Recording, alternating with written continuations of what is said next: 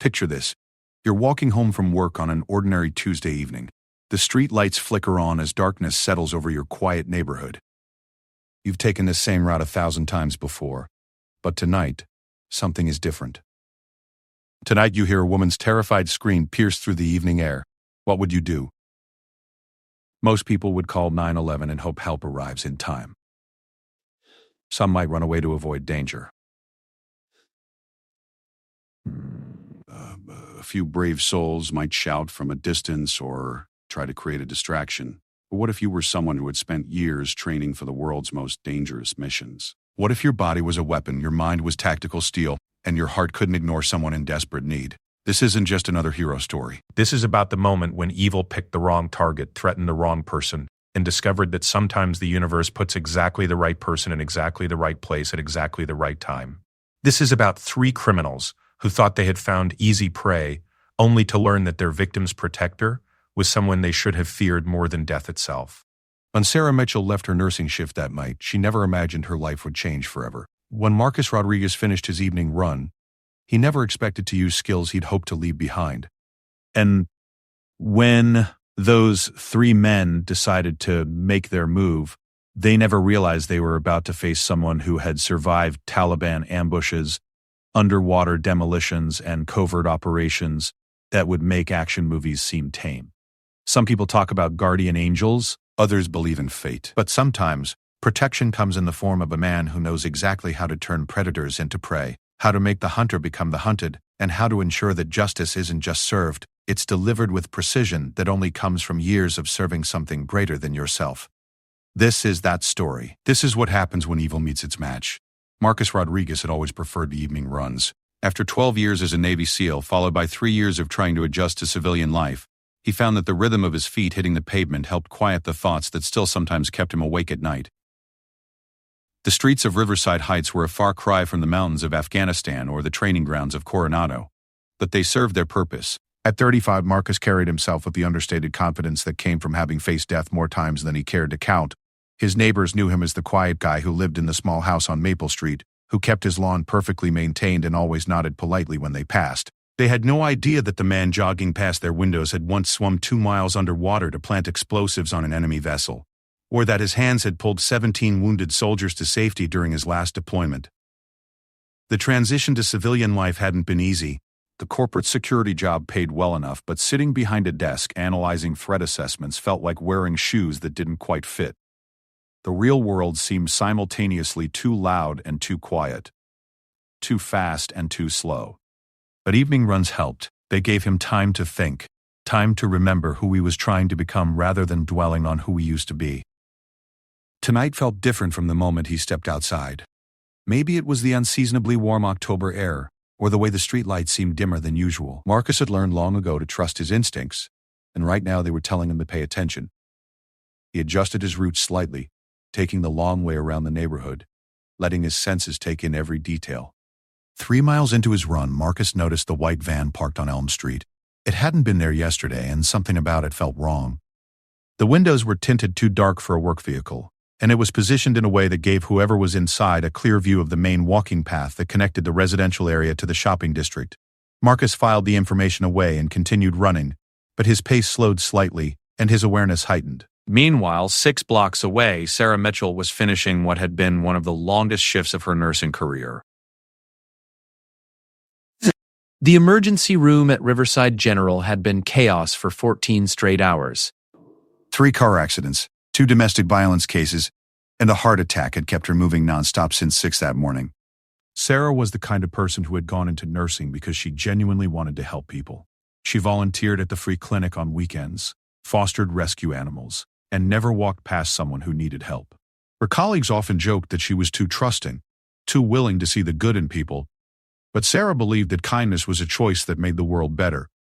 As she walked to her car in the hospital parking garage, Sarah's phone buzzed with a text from her sister asking about their weekend plans. She smiled as she typed back, not noticing the figure that had been watching her from between 2 SUVs.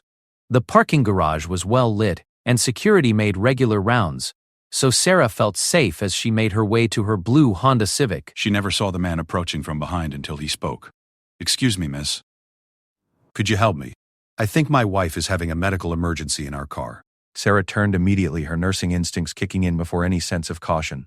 The man was average height, maybe 40 years old, wearing a worried expression that seemed genuine. Where is she? Do you need me to call an ambulance? She's right over here in our van. She's conscious but having trouble breathing. I didn't want to move her. Sarah followed without hesitation. As a nurse, she had responded to emergencies in parking lots, restaurants, and shopping malls. Helping people was what she did, and the man's distress seemed real. They walked between two rows of cars toward a white van that was running with its side door open. How long has she been having trouble breathing? Sarah asked as they approached the vehicle. Does she have any known respiratory conditions? Just started about 10 minutes ago. The man replied, his voice tight with what sounded like concern. She's right here. Sarah stepped closer to the van and immediately realized her mistake. The interior was empty except for two other men who were looking at her with expressions that had nothing to do with medical emergencies. Before she could react, before she could scream or run, strong hands grabbed her arms and pulled her toward the vehicle. "Don't make this harder than it needs to be," one of the men said quietly. His voice was calm, almost conversational, which somehow made it more terrifying than if he had been shouting. "Just get in the van and everything will be fine." She had taken self-defense classes, and the hospital had provided education about staying safe in potentially dangerous situations. She tried to break free, twisting her body and attempting to pull away, but there were three of them, and they were stronger than she had expected. "Help!" she screamed as loudly as she could. "Someone help me." One of the men produced a gun from his jacket, holding it low but visible. I said, "Don't make this harder than it needs to be. Nobody wants anyone to get hurt here." The parking garage suddenly felt enormous and empty.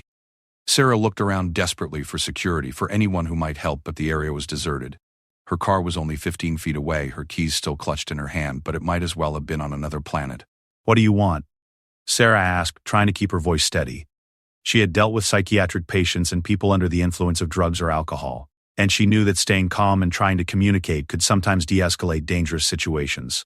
"We want you to get in the van," the man with the gun replied. "That's all you need to worry about right now." Sarah made a decision. Instead of complying, she suddenly jerked backward and screamed again, louder this time. "Help me. Someone help me." The sound echoed through the concrete structure, and for a moment, Sarah hoped that someone would hear and come running. But the parking garage remained silent, except for the distant hum of traffic from the street outside. The man with the gun stepped closer, pressing the weapon against her ribs. Last chance to do this the easy way. 3 blocks away, Marcus was finishing his cool-down stretches when he heard what sounded like a woman screaming. The sound was distant and partially muffled by buildings, but his training had taught him to recognize the difference between playful shouting and genuine distress. This was distress. He immediately started moving in the direction of the sound, his pace increasing from a walk to a jog to a run. The hospital was in that direction, and Marcus realized the screaming was probably coming from the parking garage. As he ran, his mind automatically shifted into tactical mode, assessing the situation and considering possibilities. A woman in distress near a hospital could mean several things: medical emergency, domestic dispute, robbery, or worse. Marcus pulled out his phone and dialed 911 as he ran, giving the dispatcher his location and what he had heard. "Sir, are you certain it was a call for help?" the dispatcher asked. "I spent 12 years in situations where recognizing that sound could mean the difference between life and death," Marcus replied, his breathing still controlled despite his increasing pace. "Someone is in serious trouble." As he approached the hospital, Marcus could see the entrance to the parking garage. The structure was well lit, but there were plenty of places someone could hide between vehicles. He slowed his approach using the tactical awareness that had kept him alive in hostile territory. That's when he heard Sarah scream again. The sound was clearer now, and it was definitely coming from inside the parking garage. Marcus could hear multiple voices, though he couldn't make out words. His training told him to wait for backup, to assess the situation carefully before engaging, but his conscience told him that someone was in immediate danger, and waiting might mean the difference between rescue and tragedy. Marcus made his decision.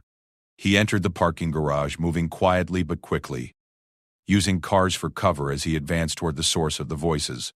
What he saw when he rounded the corner between two SUVs made his blood run cold. 3 men surrounding a woman in scrubs, one of them holding a gun. The woman was clearly terrified but still struggling, still fighting back despite being outnumbered and outgunned. Marcus recognized courage when he saw it, and he recognized predators when he saw them too. For the first time in 3 years, Marcus Rodriguez wasn't just a former Navy SEAL trying to adjust to civilian life. He was exactly what he had trained to be, a weapon in defense of the innocent. The three men had no idea that their carefully planned attack was about to become the worst decision of their lives. They had chosen their victim, secured their location, and were confident in their control of the situation. But they had made one critical error in their planning. They had never considered what would happen if someone like Marcus Rodriguez heard Sarah Mitchell's call for help. In the military, Marcus had been part of operations where split-second decisions determined whether missions succeeded or failed, whether people lived or died. He had learned to assess threats, calculate risks, and execute plans with precision that came from years of training and experience. But this wasn't a military operation. This was three predators threatening an innocent woman, and Marcus felt something he hadn't experienced in years: absolute moral clarity. The man with the gun was positioned closest to the van, using the weapon to keep Sarah compliant. The other two men were positioned to block any escape route and to help force her into the vehicle. They were focused entirely on their victim, confident that they had chosen a location where they wouldn't be interrupted. Marcus moved closer, using the shadows between vehicles to mask his approach. He was close enough now to hear their conversation clearly. "Just get in and everything will be fine," the gunman was saying. "Don't make this complicated." "Please," Sarah was saying, her voice shaking but still strong. "I'm a nurse.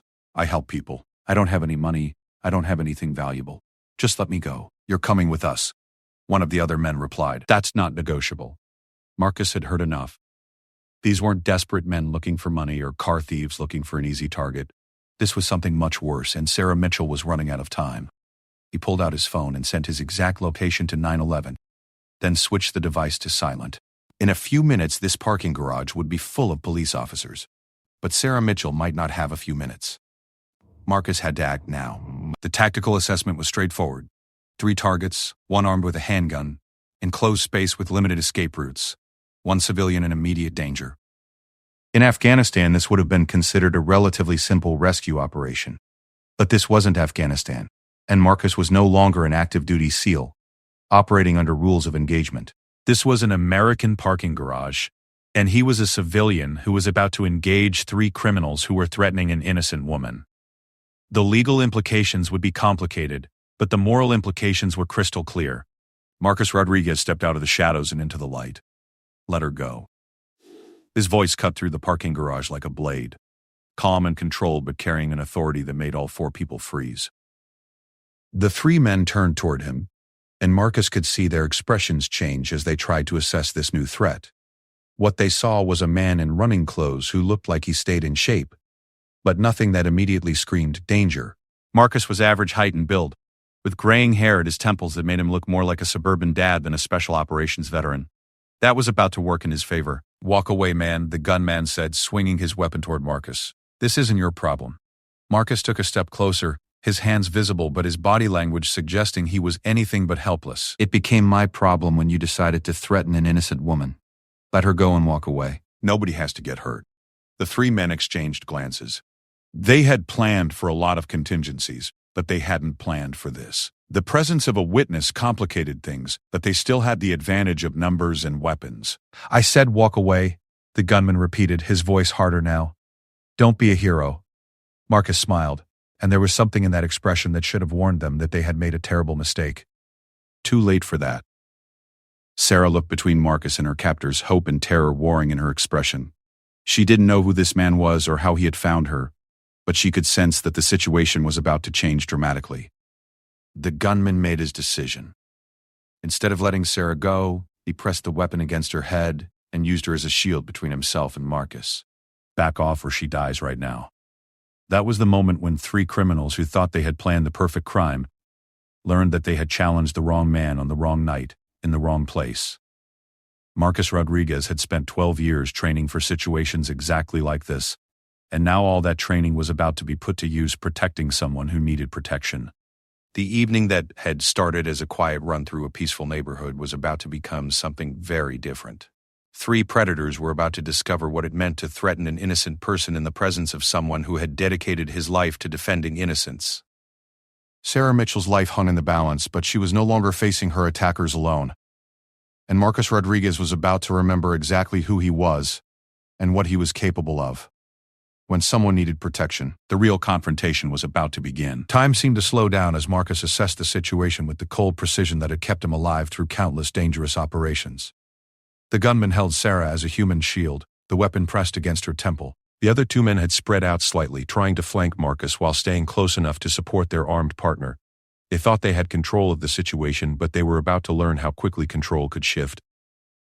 Marcus had been in situations like this before, where innocent lives hung in the balance and split-second decisions meant the difference between success and catastrophe. But those had been military operations with backup, air support, and rules of engagement. This was different. This was one man against three criminals in a parking garage, with no backup and no rules except the moral imperative to save an innocent woman. "You're making a mistake," Marcus said quietly, his voice carrying across the concrete space, with an authority that came from years of command experience. "You still have a chance to walk away from this. Take it." The gunman pressed the weapon harder against Sarah's head, making her wince. "The only mistake here would be you not backing off right now. I will kill her, don't think I won't." Marcus could see the fear in Sarah's eyes, but he could also see something else. Determination. She was terrified, but she wasn't broken. That was important, because what Marcus was about to do would require her to be ready to act when the moment came. "What's your name?" Marcus asked Sarah, his voice gentle but carrying clearly across the space between them. The gunman started to tell him to shut up, but Marcus continued speaking, ignoring the criminal entirely. "My name is Marcus. I'm going to get you out of this, but I need you to trust me. Can you do that?" Sarah nodded slightly, never taking her eyes off Marcus. There was something about his calm confidence that cut through her terror. She had dealt with crisis situations in the emergency room, and she recognized the kind of person who stayed calm under pressure. "Sarah," she whispered. "Sarah, I need you to listen to my voice and be ready to move when I tell you," Marcus said. "These men made a mistake tonight. They picked the wrong person to threaten." The criminal holding the gun was growing agitated. The situation was not unfolding according to their plan, and the presence of this calm, confident stranger was making him nervous. "I told you to back off. Do you want to watch her die?" Marcus took another step closer, and his movement was so smooth and controlled that it seemed casual, almost careless. But every step was calculated, bringing him closer to the optimal position for what he was about to do. "Nobody needs to die here," Marcus said.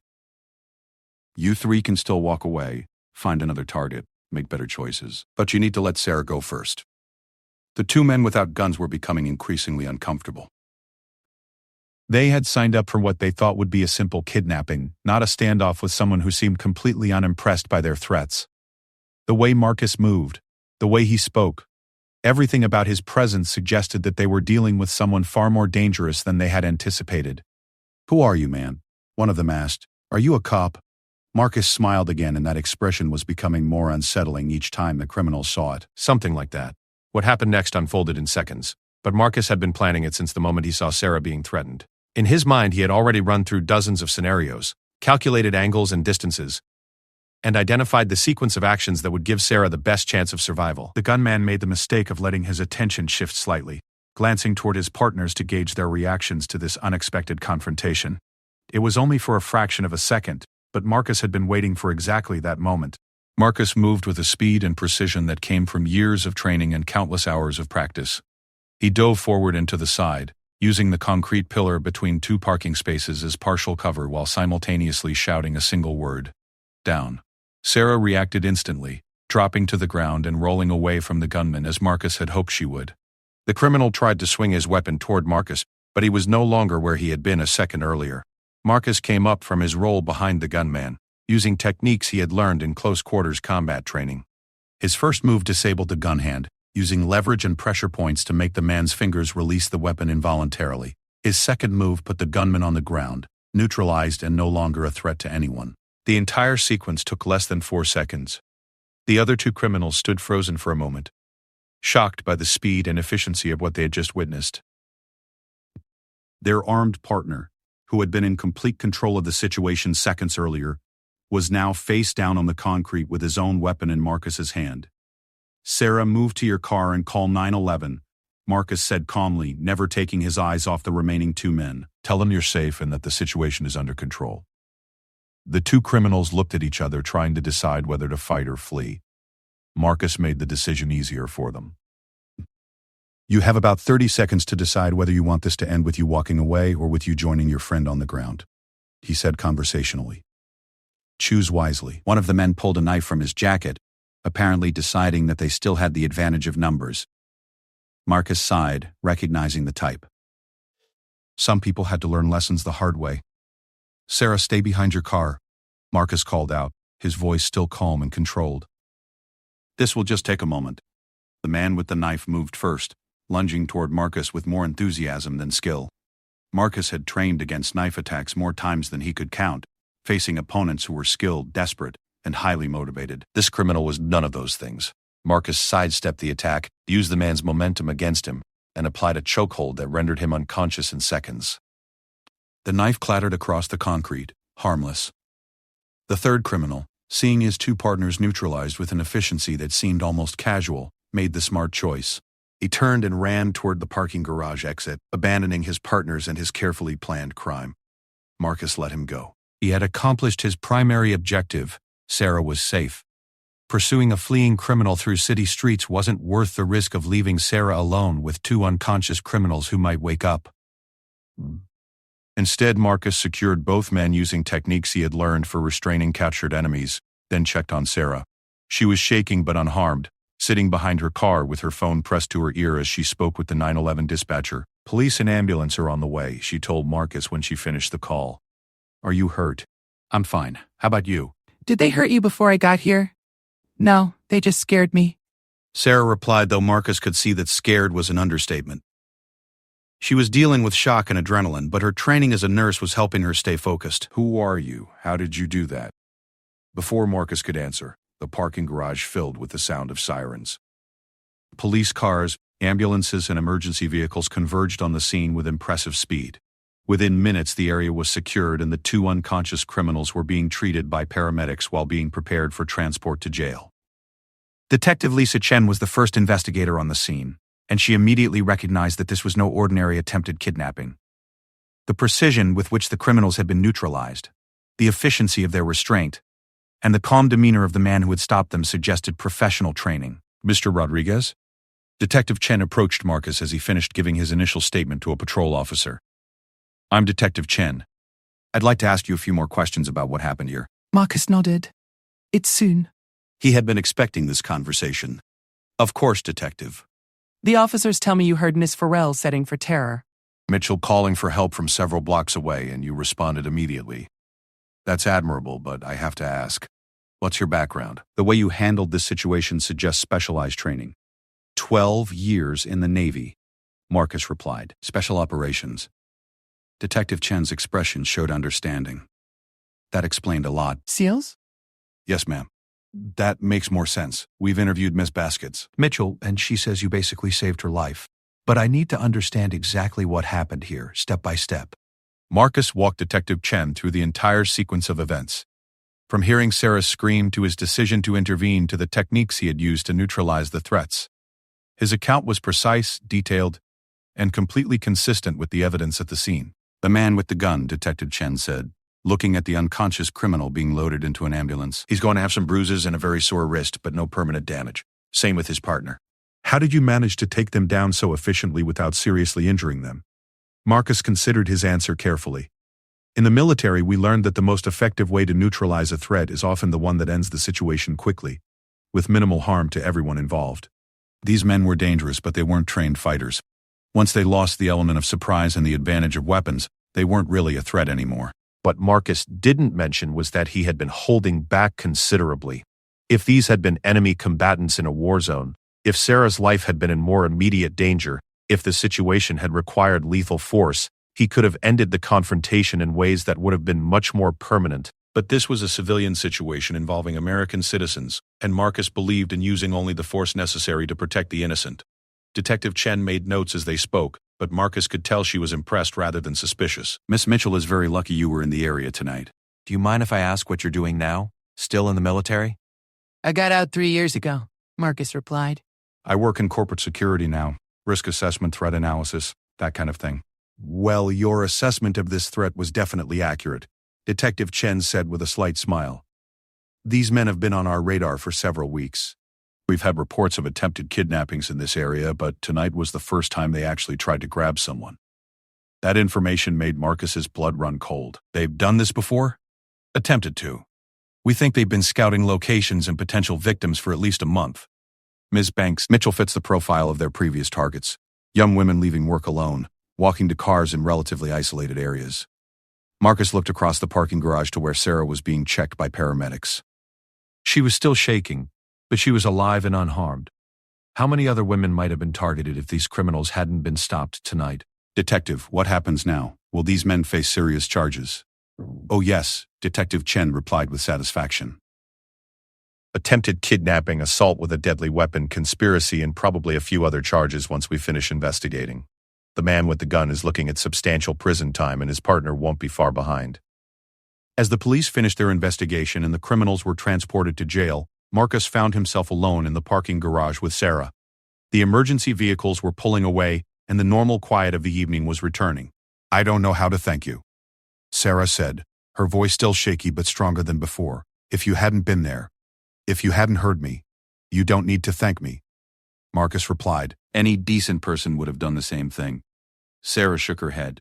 No, they wouldn't have. Most people would have called 911 and hoped for the best. You risked your life for a complete stranger. Marcus was quiet for a moment, thinking about how to respond. The truth was that he hadn't really thought about the risk to himself. When he saw Sarah in danger, when he heard the fear in her voice and saw the gun pressed to her head, every instinct he had developed over 12 years of military service had kicked in. Protecting innocent people wasn't just something he had been trained to do, it was who he was. I spent a lot of years serving my country, he finally said. But tonight, I got to serve something even more important. I got to help someone who needed help. Sarah studied his face in the dim light of the parking garage. You saved my life tonight. I won't forget that. As they walked toward their cars, Sarah asked, what made you decide to intervene? I mean, you could have called the police and stayed safe. You didn't know me anything. Marcus considered the question as they reached Sarah's Honda. It was a fair question, and one that he had been asking himself as well. Why had he risked his safety for a stranger? Why had he put himself in harm's way when he could have waited for professional help? I guess because that's what people should do for each other, he said simply. We should protect each other. We should help when someone needs help. Tonight you needed help, and I was in a position to provide it. Sarah nodded, understanding something in his words that went beyond the simple explanation. Are you going to be okay? I mean, what you did tonight having to fight those men. Does that bring back difficult memories? Marcus was surprised by her perceptiveness. Most civilians didn't understand that violence, even justified violence in defense of others, could trigger complicated emotions for veterans. But Sarah was a nurse who worked in an emergency room. She had probably seen the effects of trauma and PTSD more than most people. I'll be fine, he said, and realized that he meant it. Actually, I think I'll be better than fine. For the first time in 3 years, I feel like I remembered who I'm supposed to be. They exchanged contact information partly for the police investigation and partly because they both recognized that they had shared an experience that had changed them both. Sarah wanted to stay in touch with the man who had saved her life, and Marcus wanted to make sure she was truly okay after such a traumatic experience.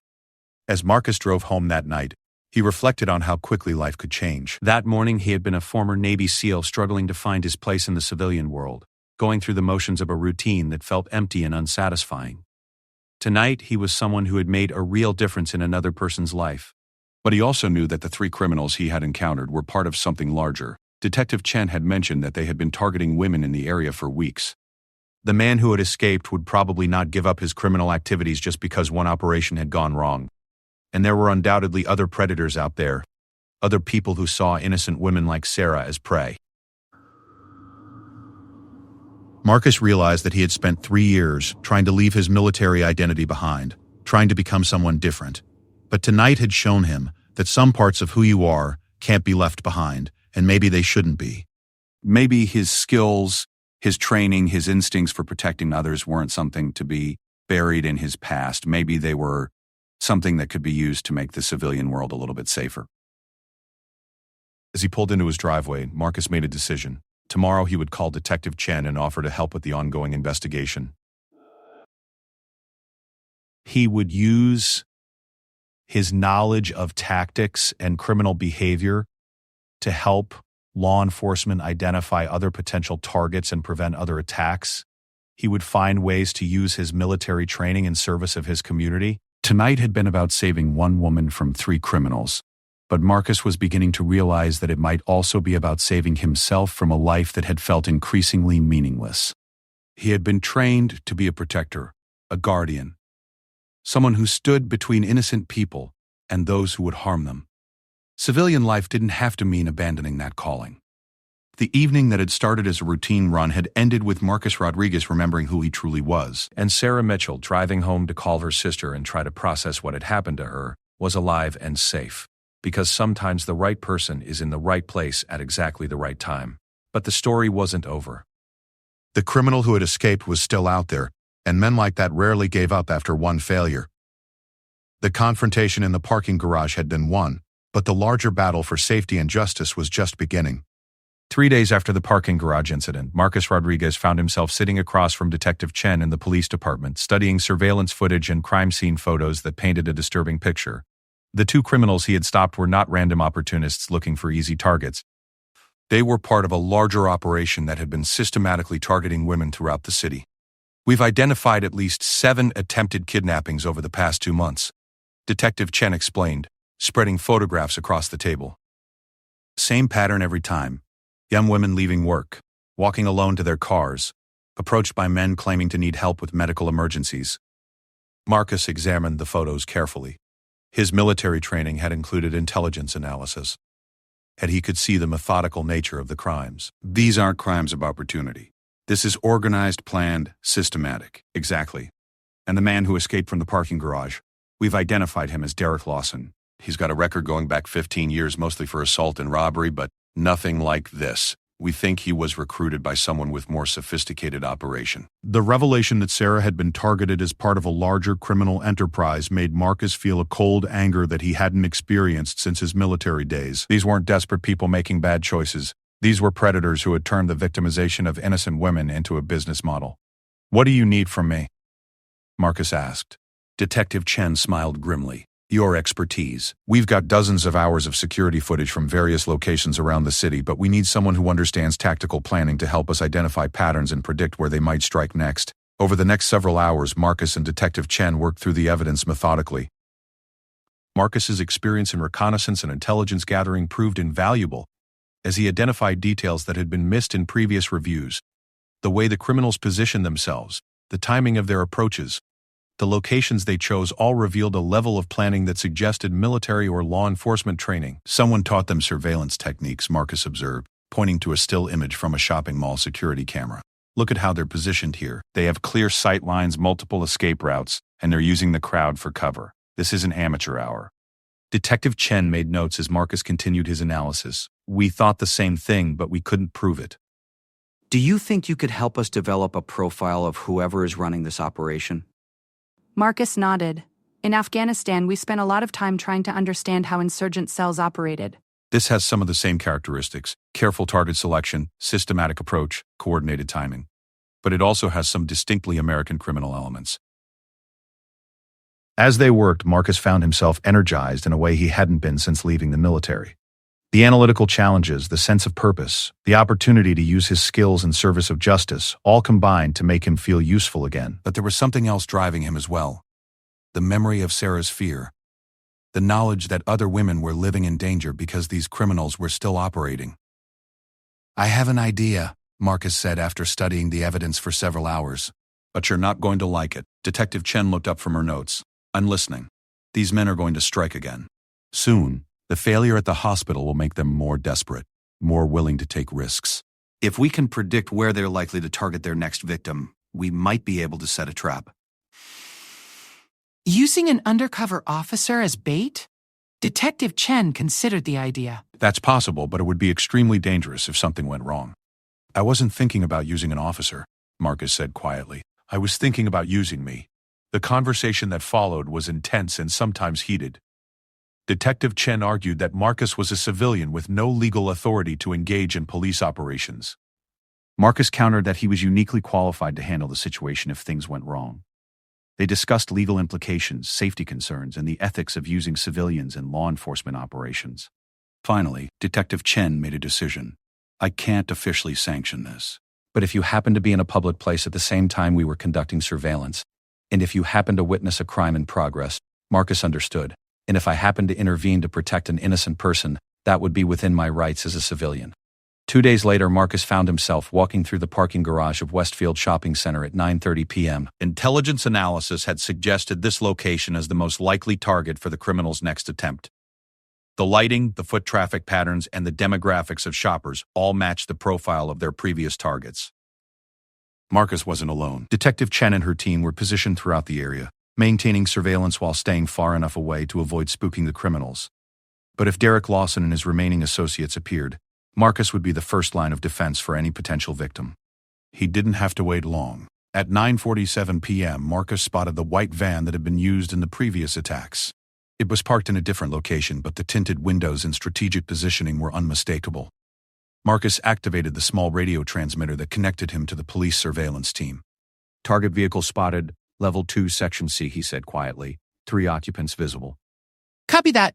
Detective Chen's voice came through his earpiece. We have visual confirmation. Maintain position and wait for them to make a move. Marcus positioned himself behind a concrete pillar where he could observe the van while remaining out of sight.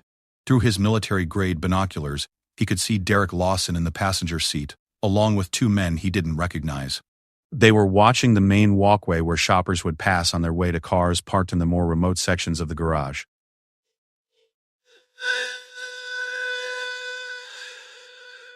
At 10:15 p.m., their target appeared.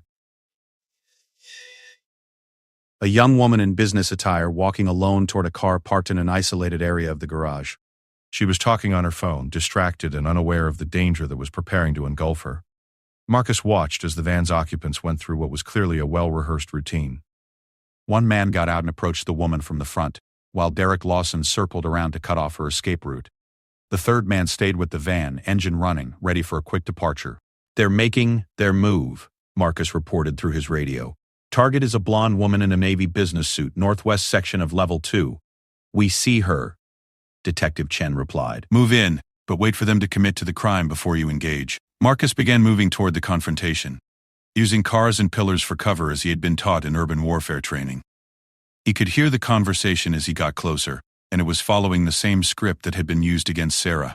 A fabricated medical emergency designed to exploit the target's compassion. Please. My wife is having a heart attack, the lead criminal was saying. She's in our van, but I don't want to move her. Are you a doctor? Can you help? The woman hesitated, clearly torn between wanting to help and sensing that something was wrong. I'm not a doctor, but I could call 911 for you. Where's your van? Right over here, Derek Lawson said, appearing from behind a car with that same false urgency Marcus had witnessed before. Please, we need your help. The woman was beginning to realize her mistake, but it was too late. She was surrounded, with no clear escape route and no one in sight to help her. She started to back away, reaching for her phone, but Derek Lawson grabbed her wrist. Don't make this harder than it needs to be, he said, revealing the gun he had taken from his imprisoned partner. Just come with us and everything will be fine. That was when Marcus stepped out of the shadows. Let her go, Derek. The use of his name shocked the criminal. Derek Lawson spun around, still holding the woman's wrist, trying to identify this new threat. What he saw was the same man who had destroyed his careful plan 3 days earlier. The man who had put his partners in the hospital and the prison. You, Derek snarled, his composure finally cracking. How did you find us? Marcus smiled, that same unsettling smile that had unnerved the criminals in the hospital parking garage. You're not as smart as you think you are. And you're certainly not smart enough to be doing this. The woman broke free from Derek's grip and ran toward the exit, exactly as Marcus had hoped she would. Now it was just him against 3 criminals, but the innocent bystander was out of danger. You cost me 2 good men, Derek said, raising his gun. This time I'm not taking any chances. Neither am I, Marcus replied. What happened next was a master class in tactical precision. Marcus had spent 3 days studying the crime scene photos and understanding how these criminals operated. He knew their weaknesses, their tendencies, and their limitations. More importantly, he had backup this time. As Derek raised his gun, Marcus dove behind a car while simultaneously activating a small device in his pocket. The device emitted a high-pitched sound that served as a signal to the police surveillance team, indicating that lethal force was being threatened and that they should move in immediately. The other two criminals tried to flank Marcus, but they found themselves facing police officers who had been positioned specifically to prevent exactly that tactic. Detective Chen and her team had been waiting for this moment, and they executed their own plan with professional efficiency. Derek Lawson found himself surrounded, his escape routes cut off, his partners in custody, and his gun targeted by multiple police weapons. For the first time since this whole operation began, he was the one who was afraid. "Drop the weapon," Detective Chen shouted. "There's nowhere to run." Derek looked around frantically, realizing that his carefully planned crime had become a perfectly executed trap. He was outnumbered, outgunned, and out of options. But desperation makes people dangerous, and Derek made one final mistake. Instead of surrendering, he turned his gun toward Marcus, apparently deciding that if he was going down, he would take the man who had destroyed his operation with him. Marcus was ready for that possibility. As Derek swung the gun toward him, Marcus moved with the same speed and precision that had served him in the hospital parking garage. But this time, he didn't have to worry about protecting an innocent bystander or minimizing harm to the criminal. Derek Lawson hit the concrete floor of the parking garage unconscious, his gun skittering away harmlessly. The remaining members of his organization were in handcuffs before they fully understood what had happened to them. "Target secured," Marcus said into his radio, breathing hard but uninjured. "All subjects in custody." The aftermath was swift and decisive. Derek Lawson and his associates were charged with a long list of crimes including attempted kidnapping, conspiracy, assault with deadly weapons, and racketeering. The investigation revealed that their operation had been much larger than initially suspected, with connections to human trafficking networks operating across multiple states. Detective Chen later told Marcus that their arrests had probably prevented dozens of additional crimes and potentially saved the lives of countless women. The systematic nature of their operation meant that each successful intervention would have led to more victims and more sophisticated criminal enterprises. A week after the arrest, Marcus received a call from Sarah Mitchell.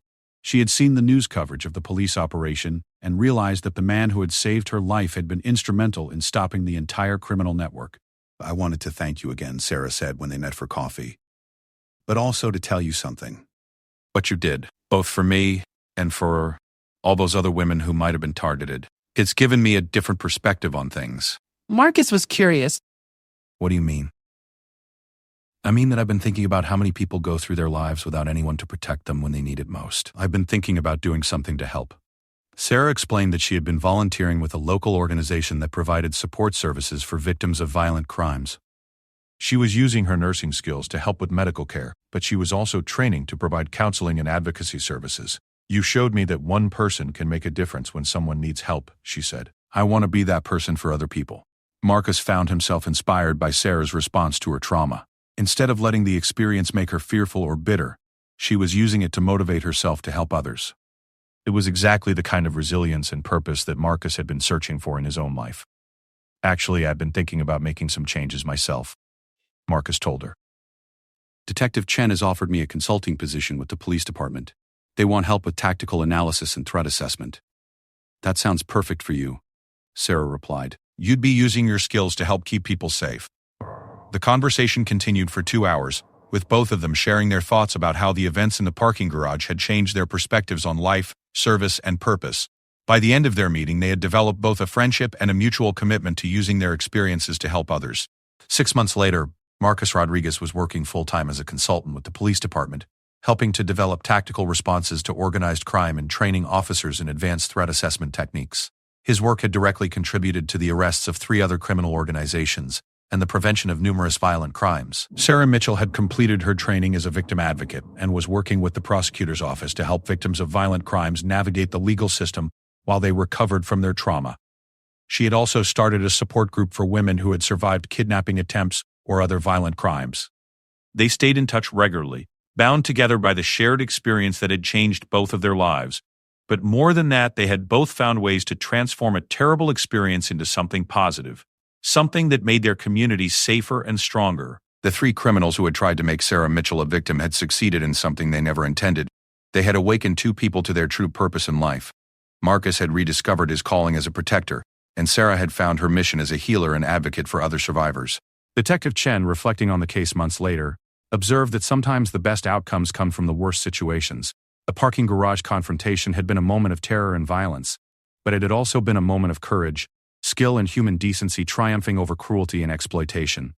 The evening that started with Sarah Mitchell walking to her car after a long shift at the hospital had ended with a criminal organization destroyed, numerous potential victims saved, and 2 people discovering their true calling in life. It had been a night when evil had encountered good, when predators had faced a protector, and when the right person had been in the right place at exactly the right time. Marcus Rodriguez would never again question whether his military training and skills had a place in civilian life. And Sarah Mitchell would never again doubt that one person's courage and compassion could make a difference in the world. The gun that had been held to Sarah's head had been meant to intimidate and control. Send. Send. Instead, it had become the catalyst for justice, transformation, and the kind of human connection that makes communities stronger. Fear had been replaced by purpose, trauma had become motivation, and 2 strangers had become friends united in service to others. Some stories end with the defeat of villains and the rescue of victims, but the best stories end with heroes discovering who they really are and committing themselves to making sure that others never have to face danger alone.